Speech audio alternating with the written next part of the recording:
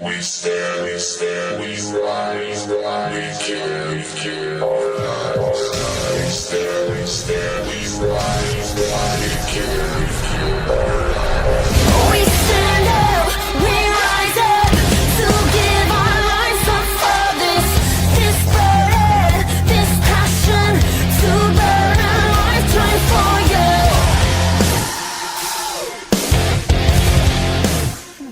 Hey guys, Legendary Ghidorah here today, and I really hope you guys enjoy this video.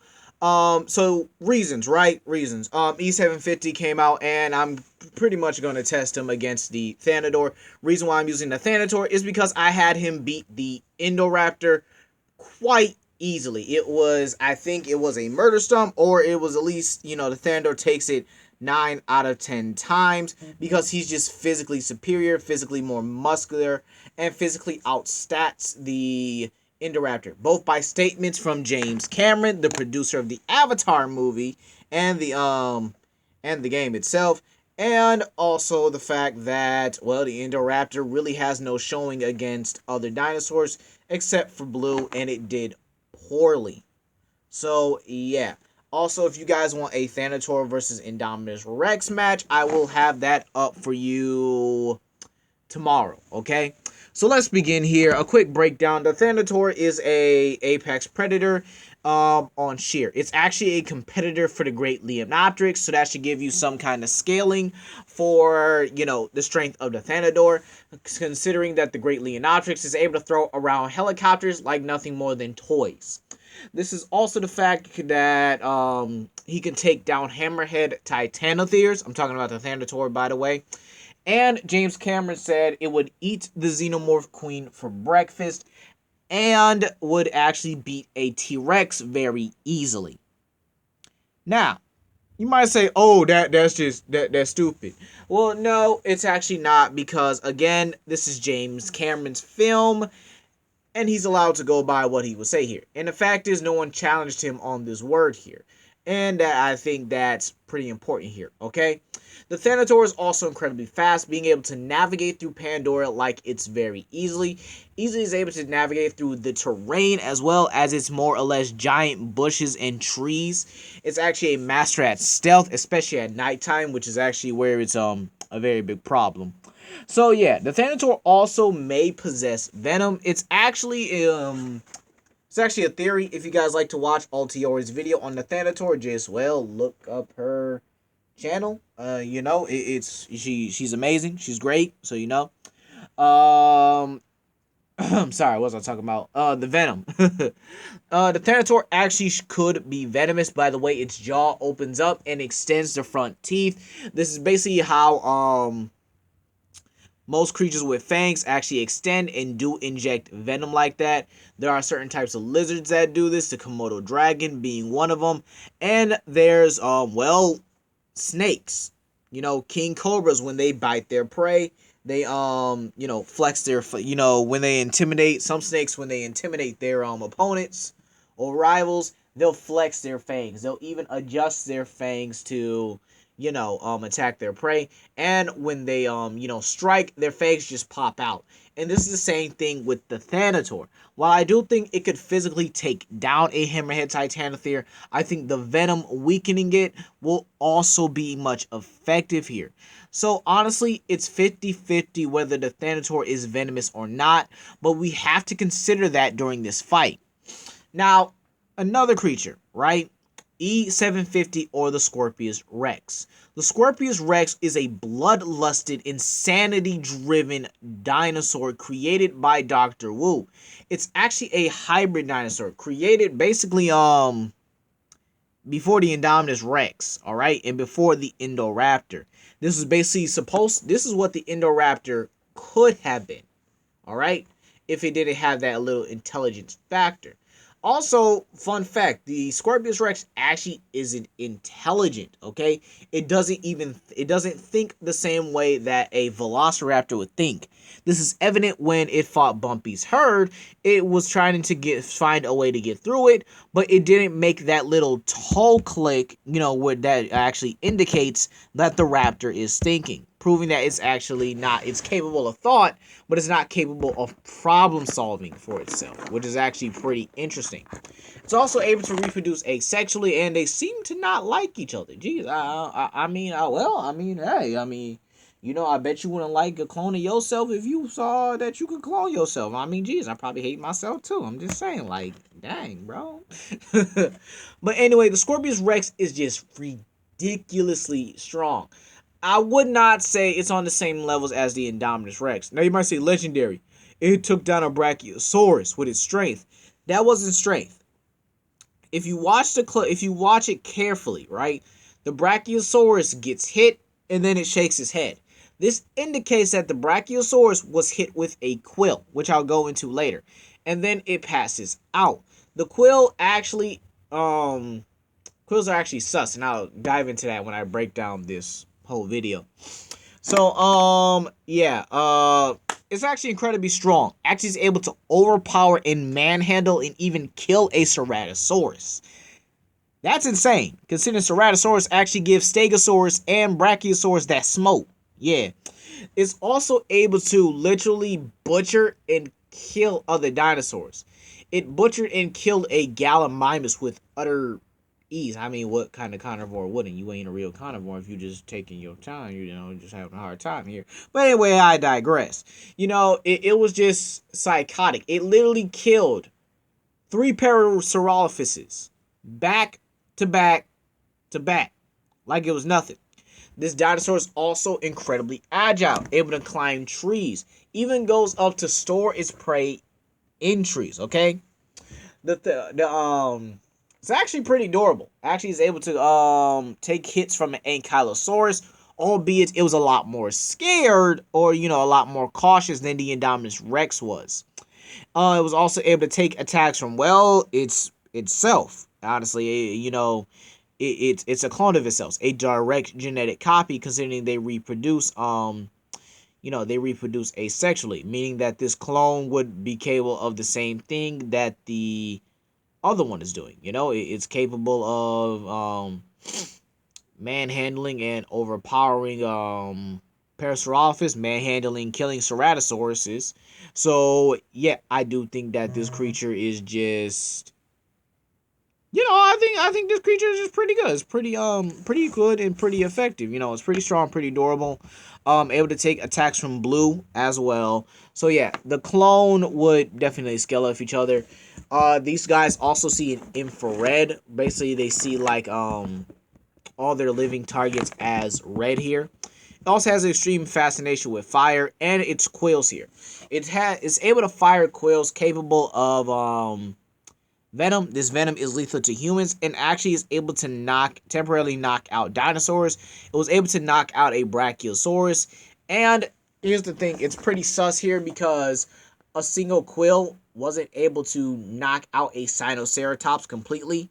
Once Darius, the black male child character in the TV show, right, pulls out of him, the Sinoceratops actually just wakes up and is just like, bro, I'm about to just run these horns on you right now. But you only got one horn. Nah, you about to get this horn right now. Like, oh, geez, chill, bro. So yeah, E750 pretty much had a devastating impact on Jurassic World in general. Herbivores that weren't naturally aggressive were just purely aggressive, purely insane in general. So yeah, this should make for a very interesting fight here, considering that one is a chaotic monster in its, just causing pure outlandish insanity here, just killing for, it's just insane. Killing because it's insane. But, it's just the fact that, these guys are apex predators in their own right, and they should be just about the same size. I do think the Thanator is around 26 feet, so that's literally like an inch taller than the Hulk, who's 25 feet. So yeah, this should be pretty equal. This should be pretty close and pretty equal in my opinion. I'm just saying this should be pretty close in size and height. So I think if the Thanator I do think if the Thanator does rear up it would have an advantage here. So let's set the environment, right? It's let's put it on Isla Sorna, right? Isla Sorna around, and we'll say it's around the facility area. All right, Isla Sorna, Site B, the facility area where the second Raptor pack was. The Thanator is hunting for its prey. It's chasing a Velociraptor when E750 pops into the bunch and kills that raptor.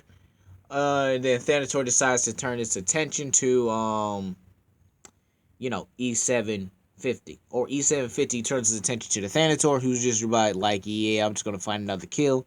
And E750's like, nah, fam, where you going? Like, you just where you going? So let's begin here. First things first. Would these guys engage each other?